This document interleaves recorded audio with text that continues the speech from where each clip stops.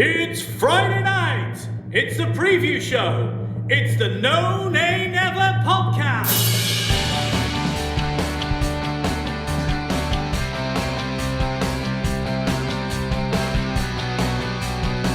Hello and welcome to the preview show brought to you by the No Nay Never podcast. I'm your host, Natalie Bromley, but joining me as ever is the headliner himself, the main man, the guy who, without him, the preview show would not exist. It is, of course, our superstar, Dave Statman Roberts. Dave. Hello, Dave. Hello, Natalie. How are you? What was that little music playing in the background? No, that was me just muting something. It's gone now. You didn't quite mute it enough. You stole the thunder of your own announcement, Dave. I was like, I felt like you were playing crowd noise. It was, it sounded like clapping where I was. I'm very sorry. It's sorted now. No, it's quite fun. I was about to applaud your giving yourself a big build-up. I like it. How are you, Dave? How have you been since we last spoke last week? Well, not very good with the result at the weekend, but we'll come on to that in, well, not too much detail, hopefully. Oh, do we have to? No, hopefully not. But we'll look forward, hopefully, to a better result on Saturday afternoon at a home game. Most definitely. Yeah, most definitely. I mean, like I say, I think I was quite lucky this week in that I wasn't around for the main preview show. This is the main preview show, the main podcast, and George and Richard sat down and had a chat about it instead. But there was a part of me that was a bit like, oh, I'm tied up this week and can't do a podcast. Oh well. So it's just like, I just don't think, I've done it about 5 times now. I just don't think I can sit through another podcast analysing another 5-0 away defeat to City. It's got to be psychological now, Dave, don't you think? Well, it seems that way, yeah. The consistency levels are certainly there, but unfortunately in the wrong direction. So we need to do something about that next time we play them, certainly. For sure. But like you say, onwards and upwards, we've got to look at these things and think, well, it's not like we've never been beaten by City before, and in other seasons we've lost by the same margin and either finished in Europe or finished 10th in the table. So all is not lost. But before we move on to the actual preview of this weekend's game, Dave, we have a small matter of a quiz question that we need to get an answer to. And last time we asked our listeners for the names of 2 players. You made it super hard this time. The question was, who was the last player to score a goal for Burnley at Manchester City's previous stadium, which was, of course, Main Road? And part 2, who was the first player to score for Burnley at the current City of Manchester Stadium? Over to you, Dave. What was the answer? Well, the answers were Ian Moore in the first half of that question. The answer was Ian Moore. He scored in our 5-1 defeat in December 2001. That was our last ever game at Main Road. We didn't probably realise it at the time. We knew that there were plans afoot maybe to move, but we didn't play Manchester City again until November 2009, by which time Graham Alexander, he scored the opening goal from a penalty in the 3-3 draw, which we did mention last week. And that was the other half of the answer to that question. So Ian Moore and Graham Alexander were the 2 answers we were looking for. Excellent. And do we have any correct answers this week? We had a couple of wrong ones. We just got one half of it right. Didn't quite get both of the answers right, so commiserations to anyone who missed out on that. But we did have a couple of correct answers. Donald Palmer knew the both answers, and as did John Robertson once again. I think they were the only 2 who got in touch with both correct names. It is, and commiserations to Team No Nay Never Pro, young Tom Whittaker, who doesn't usually get them wrong, doesn't he? So he was, I think he was a bit gutted when he put the answer in our thread, and he got one right. I thought he was going to get the other one, but he didn't, I'm afraid. Well, of course, we have another question for you, so do make sure you keep tuned in until the end of the show, where Dave will be setting you another question to test your brains on all things claret. Oh, actually, I've just had a thought there. I was just about to go on to the next section, actually. I've just noticed my thing. You've put a note in my thing that, have we got a guest questionnaire for the quiz this week, Dave? Well, yeah, we decided as John Robertson seems to get the question right every week, he gets the answer to the question right every week, we'd give him a go at setting the question. So he's got the honour of setting this week's question. So we'll have that later on. Exciting! I nearly skipped across that. Then I didn't quite. I think I wasn't expecting something new to be put in our script for this section. I stayed quiet because I thought you might be keeping that as a surprise till the end, but no, I'm not. Let's tell our listeners. Well, that's a definite reason to stay tuned till the end of the episode, young listeners, because we're going to have a special guest quiz question. I'm very excited about this one, so stay tuned. Opposition stats. Okay, so moving on to the main reason why we're all here this week, and that is, of course, to look ahead to the game this weekend. And the Clarets are at home to Everton. Saturday the 5th of December, 12:30pm kickoff, and this is live on BT Sport. Dave, why don't you set us off with a bumper jam-packed advent calendar of a section, because we're going to start off with recent history, including last season's meeting and Burnley's last top flight win, please. Yeah, we'll try and unpick that for you. For our recent retrospective comparisons for this season, we've looked at the corresponding fixtures since 2009-10, and Everton have visited Turf Moor on 6 occasions during this time. All of those were for Premier League games, and whisper it quietly, but Burnley have quite a good record in these recent matches. There have been 4 Burnley wins and just 2 defeats. Some of which will feature later, but the most recent meeting last season resulted in a 1-0 win for the Clarets. That was in October 2019, with Jeff Hendrick scoring the winning goal in the 72nd minute with a side-footed volley from a tight angle from Ashley Westwood's corner. And as we were victorious in this fixture last season, that was, of course, our last top-flight home win against Everton. And we'll be hoping for more of the same this Saturday. Absolutely. Highlights and lowlights. So what about our highlight then? What have you picked for the highlight for this fixture this week, please, Dave? Well, for once, there were several recent contenders for the highlight, but we've opted to select a 2-1 win from October 2016, and more specifically, for the highlight, the winning goal from that game.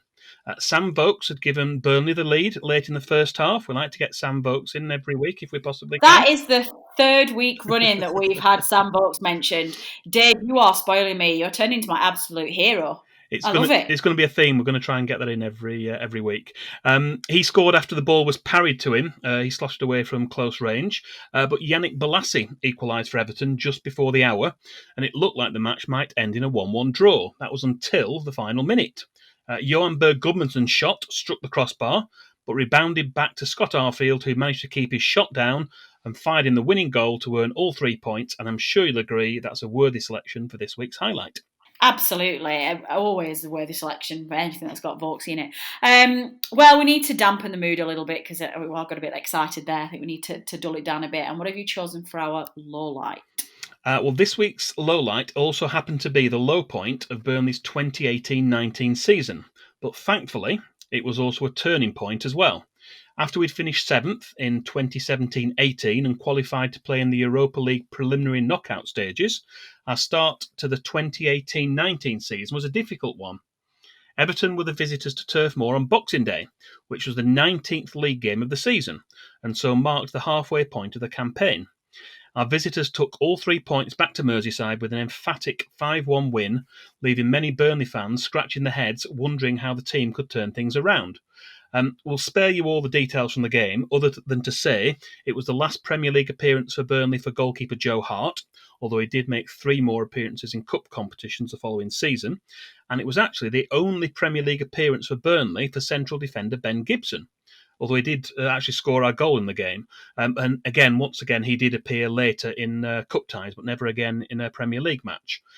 As we know, Burnley won the next game against West Ham United at Turf Moor a few days later and had a much improved second half of the season. So although it was a low light, it was a turning point and we improved after that. So there's a happy ending to the story. Oh, that's good. Well done, Dave. Phew, rescued that one. Heroes and villains. On to one of my favourite sections then. Who have you picked for our hero? Well, we could easily have chosen Scott Arfield as this week's hero for his late winning goal we mentioned for the highlights section, but we like to share the accolades around. So instead, we've opted to choose the goal scorer from a 1-0 home win over Everton in the 2009-10 season, which I'm sure you'll recall was Burnley's first Premier League campaign.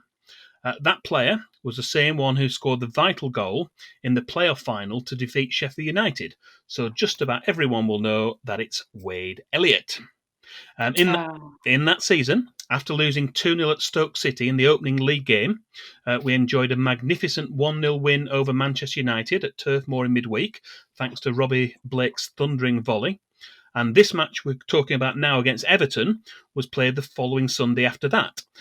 Perhaps wasn't the best game ever, but Wade Elliott's goal, combined with a penalty miss from Everton's Louis Sahar, who sent his spot kick wide of Brian Jensen's post, gave us back-to-back top-flight wins. Which we love. We love a good back-to-back win. Again, dampening our spirits. Yeah, I tell you, Dave, you giveth and then you taketh away. What is the villain, please? Who is the villain? Not what is the villain. Who is the villain? Well, just for a change, we've got joint villains on this occasion, with two Everton players sharing the dishonours. There have been 2 red cards in recent meetings between the 2 teams at Turf Moor, and both of those were shown to Everton players. Those 2 individuals and our joint villains for this week are Ashley Williams and Seamus Coleman. Ashley Williams saw red for swinging an arm into the face of Ashley Barnes late in the game that took place in March 2018, which Burnley won. And in last season's meeting, in October 2019, Seamus Coleman, who'd already escaped with a yellow card for a crude challenge on Eric Peters, was cautioned again for a poor foul on Dwight McNeil and had to take the walk of shame towards the tunnel in the corner by the cricket field stand. So, yeah, joint villains this week, Ashley Williams and Seamus Coleman. Excellent. It's the one to watch. In my least favourite section then, I'm still letting you do this and I haven't pulled this one yet, but who is our one to watch? Yeah, we're persevering with it. Dominic Calvert-Lewin is this week's one to watch for Everton. Really? Yeah. Dave, are you kidding me? Like he needs the added benefit of a little bit of a boost from our terrible, terrible omens. Oh my God. Go on. Well, we need to pay particular attention, don't we? As this season's top scorer in the Premier League so far, with 10 goals in the first 10 games, he's been a key reason why Everton have made a strong start to the campaign, particularly in the early stages. He scored 7 goals in their first 5 games. That included a hat-trick against West Brom, as the Toffees picked up 4 wins and a draw. However, despite scoring 3 more goals in their last 5 league games, Everton have suffered 4 defeats and won just once. Dominic Calvert-Lewin poses a particularly strong threat in the air, and this was something that was examined in great detail in a recent feature in The Athletic, which even enlisted the assistance of a professor of biomechanics at the University of Chichester to provide some extremely detailed insight into the way he jumps to meet the ball. He's also scored another hat-trick this season. He scored in Everton's League Cup win over West Ham United, as well as a goal in each of England's recent friendlies against the Republic of Ireland and Wales. In summary, we know Dominic Calvert-Lewin has been particularly clinical this season. He's converted his 10 goals from 31 attempts, 18 of which were on target, and so our defence will need to be on high alert to try and counter this threat. Excellent. One to watch. I'll stop watching him when he scores the 5th goal, shall I? And I'll just wait for the rest of them because Dave's now completely jinxed us. Turning to the actual game itself at the weekend then, Dave, who is our referee, please? Who's going to give us lots of penalties and decisions our way? Well, we've got him back again. Anthony Taylor of Wythenshawe will be in charge of the Saturday lunchtime kickoff at Turf Moor. He's been in charge of 17 previous Burnley games. We did quite well in his first 4 games. They were all in the Championship. We had 3 wins and a draw. We've not been quite as successful in the 13 Premier League games he's been in charge of our games to date. Our record in those games is 1-3, drawn 3 and lost 7. He's refereed one previous game between the 2 teams, which was Burnley's 1-0 defeat at Goodison Park on Boxing Day last year, and he's already taken charge of one Burnley game this season. That was the 0-0 draw against West Brom at the Hawthorns. He's yet to show a red card in any of his previous 17 games involving Burnley, although, looking back through his stats, he's previously dismissed 2 Everton players in their past matches. They were Darren Gibson and also Kevin Morales. Anthony Taylor will be supported in Stockley Park this weekend by Mike Dean, who's the video assistant referee for this game. Excellent. Statman Dave's Stat of the Week. Now, we're not going to leave it there, Dave, because I know you and I know you like to spoil our listeners. So why don't you delve deep into the pockets of the Statman Dave Bank and give us your miscellaneous Stat of the Week?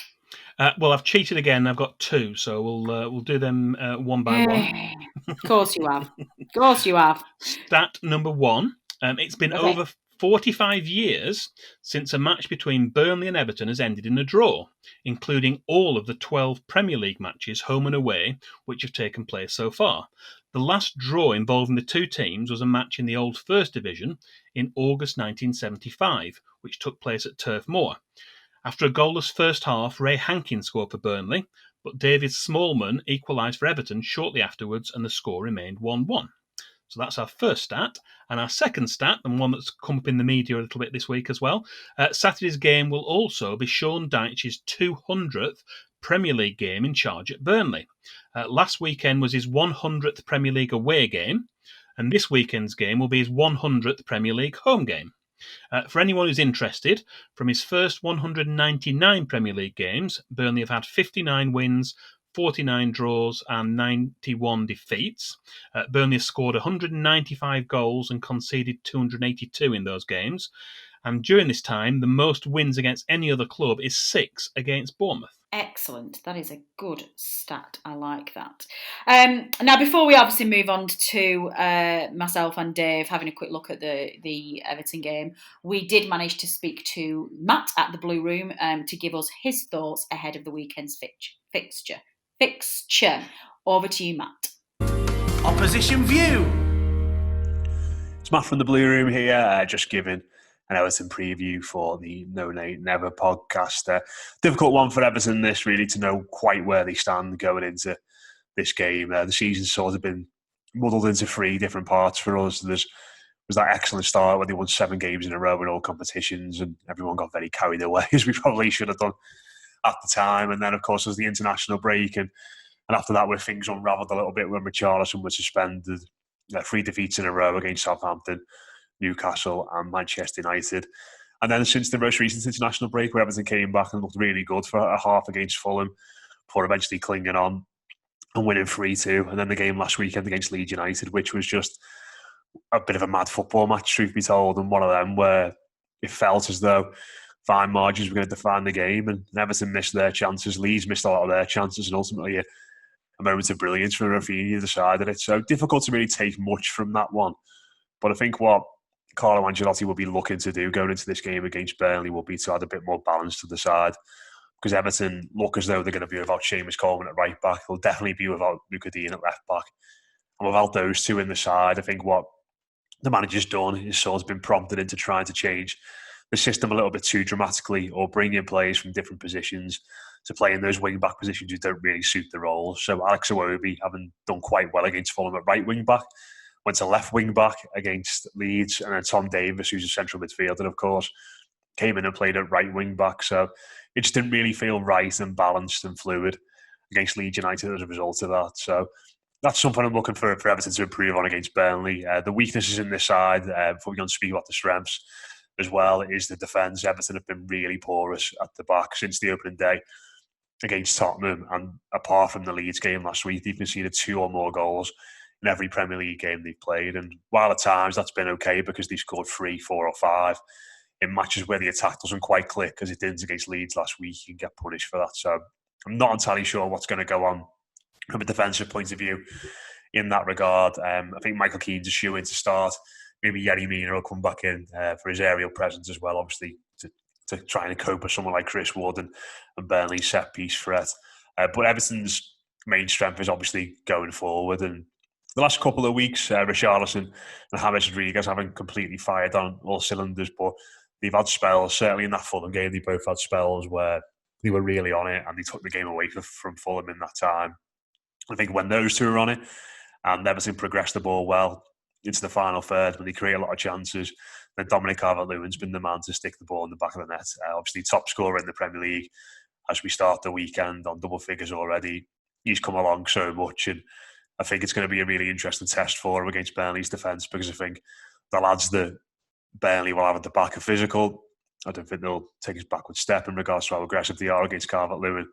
And he'll be up for that battle, and it's going to be hard for him to find space and get opportunities, but it's something that, by and large, this season, he's been able to do. So, fingers crossed, from an Everton point of view, he can get that space. hopefully Everton can get into the game a little bit more from an attacking point of view. I think it's one of them at the moment for Everton where they actually are a bit better suited to playing against teams they're going to sit in and let them have a lot of the ball, because they've got players like Rodriguez and Richarlison that can unpick defences that are sat in. Whereas if you get amongst them and press them, then the midfield and the defence isn't quite up to that. So I'm feeling quite confident going into this one. I think Everton have got the attacking tools to unlock Burnley's defence maybe once or twice throughout this game. It's just going to be about keeping Burnley out at the other end. Obviously, Burnley haven't been able to get the back of the net too frequently this season, but Everton still need to be on it and still need to be aware of what they're doing. So fingers crossed from an Everton point of view that goes well. And obviously best of luck for the rest of the season for you guys after Saturday's game at Turf Moor. So, Everton fans not feeling that confident about this fixture, Dave. How are we feeling? I think it's one we've got a good chance of winning. I mean, they aren't on a good run. We've mentioned already they've lost 4 of their last 5. They've not got a brilliant record at Turf Moor, so it's one of those games that we should be looking to try and win. It's not been easy for us, we know, this season. We've just had the 1 win and 2 draws so far, but perhaps this is the win we need to try and kick on after the disappointment of last Saturday. Which, as we said, I mean, Manchester City away isn't going to define our season. It's going to be defined more by the games against the other teams, and certainly particularly by the home games. So if we can try and pick up some wins against the likes of Everton and the other teams who come to Turf Moor, then that's going to help get us out of where we currently are. Yeah, I mean, the table looks pretty horrific, doesn't it? I mean, you kind of look at it and you just think, well, there's no hiding that. It just looks horrible. And I am a little bit concerned that we have only got 4 points on the board in 9 games. 5. That's 1, 2, 3.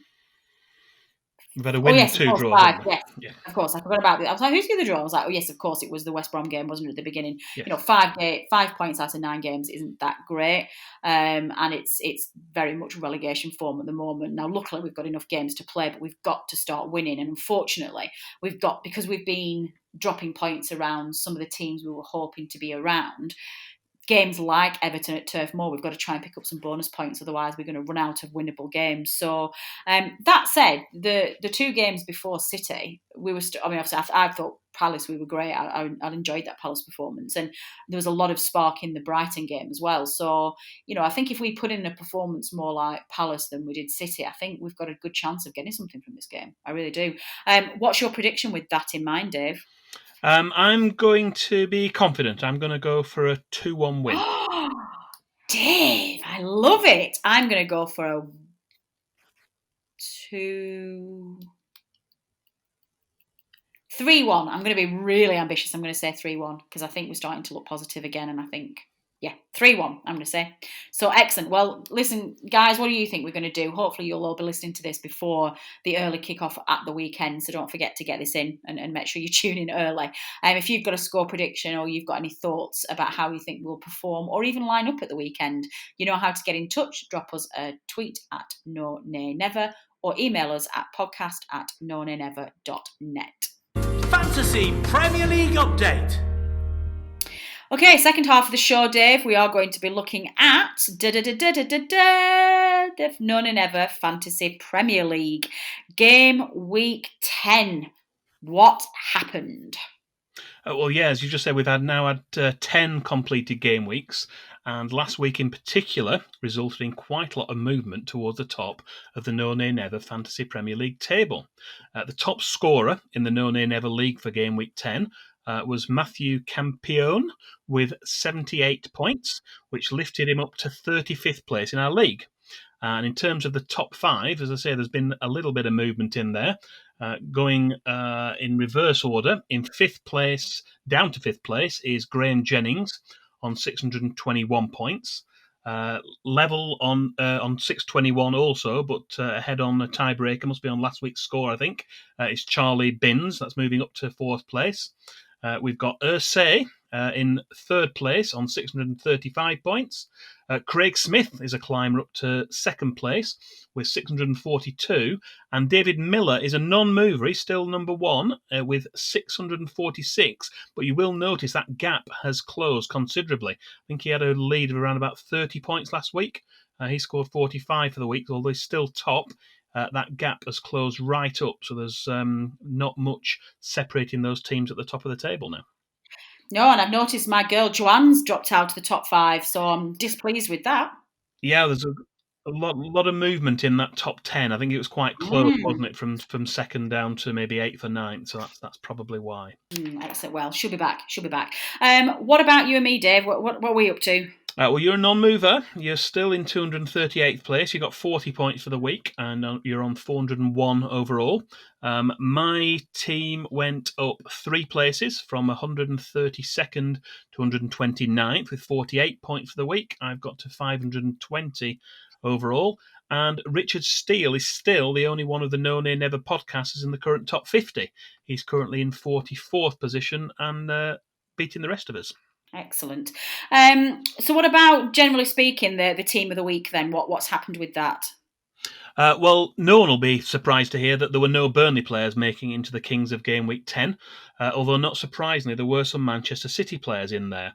The highest scoring player overall was a Manchester City player, Riyad Mahrez. He scored a hat-trick for Manchester City, as we know, last weekend, and his haul of 21 points almost double the 24 points he'd earned earlier in the season. And perhaps that's why he's only owned by 5% of FPL managers. But there were an impressive 139 points up for grabs if you had all the 11 Kings of Game Week 10. I will run through those players. We had Johnston of West Brom in goal, a back 3 of Mendy, Ogbonna and Walker, a 4-man midfield of Mahrez, Neto, Bowen and Ward-Prowse, with Cavani, Wilson and Joe Linton up front. And I'm sure that all our listeners are wondering at this point if it's even possible to afford a squad with all those 11 players. So can you enlighten us with the answer, Natalie? I could, but it would be a lie. Because I don't know. Yes, you can do that. I'm sure you can. You can do it with time to spare. Yeah, no, I'm sure you can. I think we'd kind of figured out, didn't we, last time? There was so much headroom that week we did it. I think we've kind of realised that unless it's a ridiculously high scoring week that's a complete anomaly, then we might have a look at it again. I think we're pretty confident that yes, you can do it. So I'm gonna be confident and say yes, you can. Yes, you can. You can. And then in terms of our top scoring player, it's close at the top still. Heung-min Son overtook his teammate Harry Kane, and he's now the highest scoring player overall with 87 points. If you've had him from the start of the season and maybe you've capped him a few times, that's probably contributed to your score. Definitely. Well, that's a really good summary, Dave. Thank you for that. And guys, listen, we're going to obviously keep checking in on you every single week. And as exciting news, next week's preview show, we have reigning champion Bennett Howarth coming in to talk us through how the first third of the season has gone for him, and to recap on those hints and tips for how to get through the festive fixture. So do tune in next week to speak to our good buddy, friend of the show, reigning champion Bennett Howarth. Statman Dave's quiz question. Okay, finally, before we leave our listeners for this week, Dave, it's homework time. We have a quiz question, do we, to leave with our listeners to think about before next week? Yes, as we mentioned earlier in the show, we have a guest question this week with John Robertson wanting to know the following from you. Only 2 players have won the African Footballer of the Year award on 4 separate occasions. Yaya Toure is one, but the other player scored twice in a man-of-the-match display in a Premier League game for Everton at Turf Moor. But who is the player? Exciting. That is a good question. And we already know this answer because he told us the answer in our message when he sent it in. So, for those who don't know the answers or who do know it and want to submit it to us, how do our listeners get in touch and submit their answers, Dave? Well, as ever, they can tweet us or send us a direct message on Twitter. That's at NoNayNever. Of course, you can email us, podcast@nonaynever.net, or you can reply to the post for this preview show on the No Nay Never Facebook page, and we will reveal the correct answer at the start of the next preview show. Excellent. Well, before we let our listeners go, Dave, we've got a few housekeeping issues to talk through at the end of the show. You have an update on the charity calendar, which we talked about in last week's preview show, don't you? Yeah, we mentioned that Clive Lawrence, photographer who'd pulled together a calendar which was looking back at the 1990-91 season. That's been sold out completely as far as I'm aware, and it was also mentioned this week that over £2,000 was raised for the Gary Parkinson Trust for the sale of those calendars, which was really, really good news. And also it was mentioned there are plans to do another one for next season. So moving on a year, that'll be the 1991-92 season, which of course was the Division 4 Championship season. Yeah. Yeah. Oh, that'd be really good. Do you know what? Thank you to everybody who contributed to those calendars and raised some money for a fantastic cause. It's one of our own, and obviously it's a cause very close to all of our hearts. So thank you, and get excited. We'll push it again next season. We'll keep an eye on that for you, and we'll make sure we'll let you know when they come out. The only other thing I wanted just to check with before we sign off, Dave, is we said that we were going to keep an eye on when all of the kick-off times and all of the fixture dates have been set between now and over the festive period, just in case anybody's got a lot on or people are struggling to keep up with all the changing times. So do we want to just give our listeners a very quick overview of what our upcoming games are? Yeah, we'll run through those because they've all been confirmed now, at least until the end of the year. That's going through to the Sheffield United game. We've got Arsenal coming up next. We're away at Arsenal. That's the Sunday after next, the 13th of December, and that's a 7:15 kickoff, Sunday evening for that one. Then we've got a midweek game. It's been moved now to the Thursday. That's a 6 p.m. kickoff on the 17th of December. We're away at Aston Villa, so away for the next two games. We're then at we're at home to Wolves. That's a 5:30 kickoff on Monday the 21st of December. That's our last game before Christmas Day. We're no longer playing on Boxing Day because the Leeds away game has now been moved to the Sunday. That's on Sunday the 27th of December at noon, an early kickoff for that one. And then finally, as we mentioned, we're at home to Sheffield United, our last game of 2020, and that's a 6 p.m. kickoff on Tuesday the 29th of December. So quite a lot of movement from the original dates on those, but they're obviously up on the Burnley FC website, and we've mentioned them again now. But we'll be doing previews, all being well, for all those games coming up. Excellent. Thank you, Dave. Well, that is all we've got time for this week, listeners. My thanks this week go to Matt at the Blue Room for his Everton preview, to producer Matt for knitting all of this together and getting it out there, to Turf Moor Stadium announcer Dominic Walker for his specially recorded preview short announcements, and of course to Dave Roberts, who is just a superstar and basically puts all of this together. We wouldn't have a preview show without him, and he works very, very hard on this, so thank you, Dave. Final thanks, as ever, go to you, the listener, for downloading and listening to the preview show. Your support is very much appreciated, and we would not be here without you. The team will be back on Tuesday, looking back on that fixture at home to Everton and hopefully analysing some good points on the board and lots of goals as well. And Dave and I will be back next week to preview the Arsenal away game, so get in touch with your quiz answers, and we will see you next week.